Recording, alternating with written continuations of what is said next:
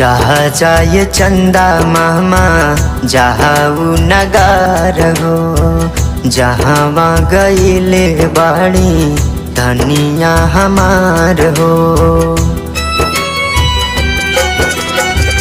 जहाँ जाए चंदा मामा जहाँ नगार हो, जहाँ वहाँ गईले बाड़ी धनिया हमार हो।